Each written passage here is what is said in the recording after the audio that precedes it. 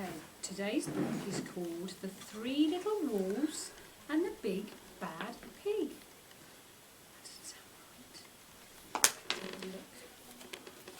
Once upon a time, there were three cuddly wolves with soft fur and fluffy tails who lived with their mother. The first was black, the second was grey, and the third was white. You can see the three little wolves? One day, the mother called the three little wolves round her and said, "My children, it's time for you to go out into the world. Go and build a house for yourselves. But beware of the big, bad pig." "Don't worry, Mother, we will watch out for him," said the three little wolves, and they set off. So here they are. Soon they met a kangaroo who was pushing a wheelbarrow full of red and yellow bricks.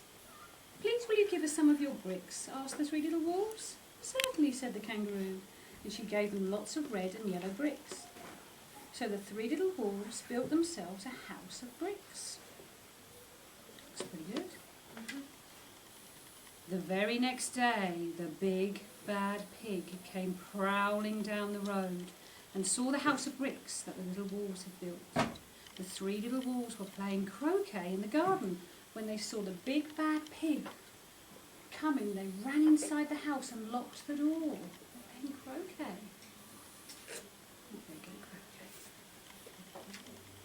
The pig knocked on the door and grunted, little wolves, let me come in." "No, no," said the three little wolves.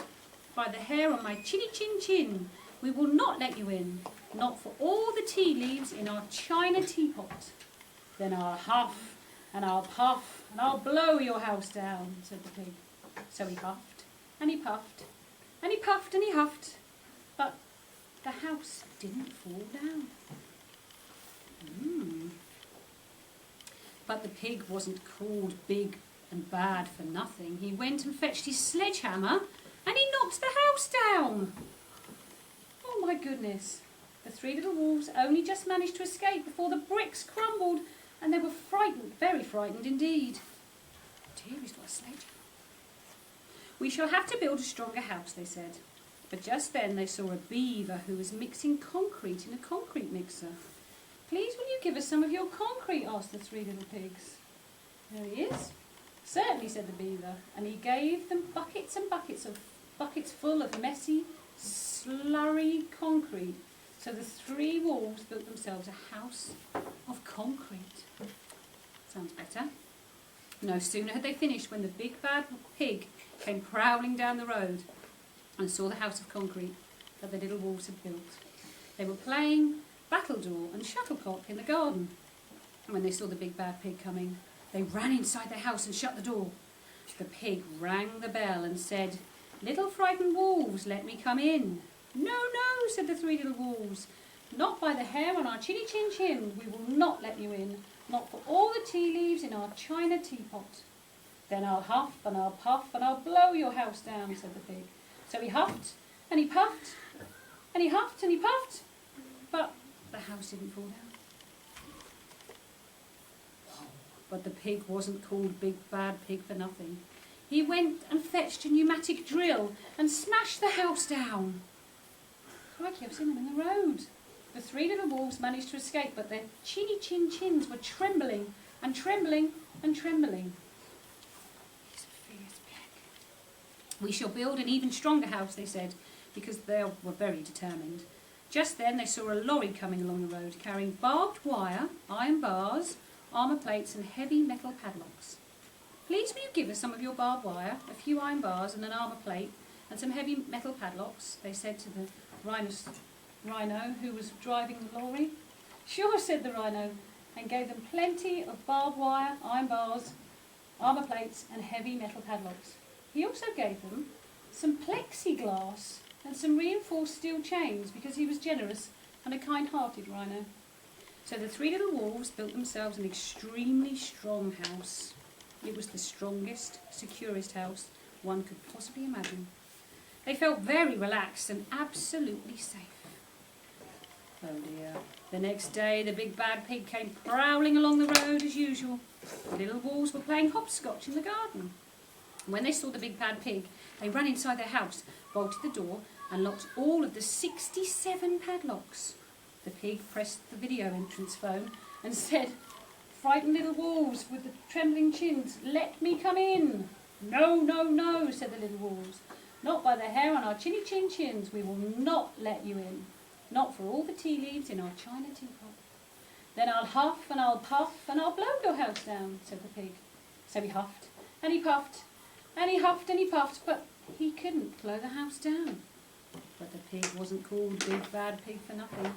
He brought some dynamite, some TNT, laid it against the house, and then lit the fuse. Can you see the dynamite?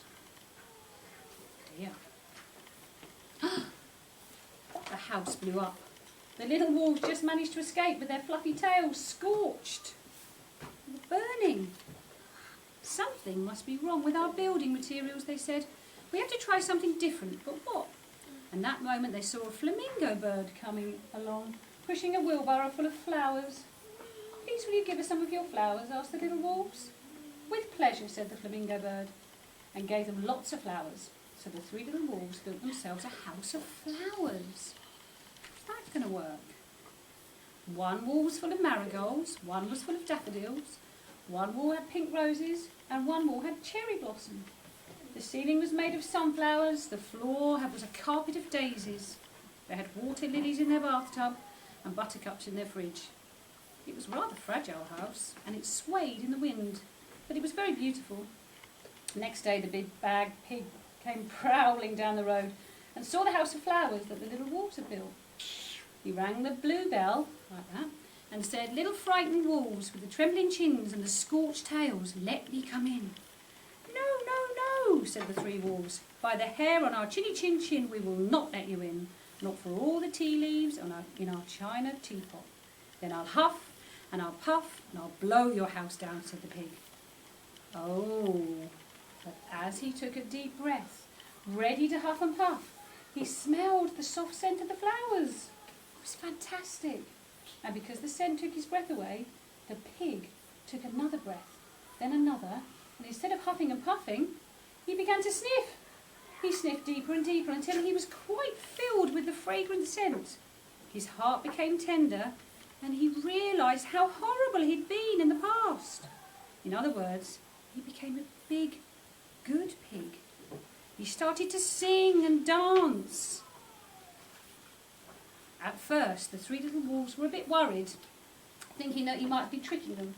But as soon as they realised that the pig had truly changed, they came running out of the house. They introduced themselves and started playing with him. First they played Pig Pog, then Piggy in the middle, and when they were all tired, they invited him into the house. They offered him china tea and strawberries and wolfberries and asked him to stay with them as long as he wanted. The pig accepted, and they all lived happily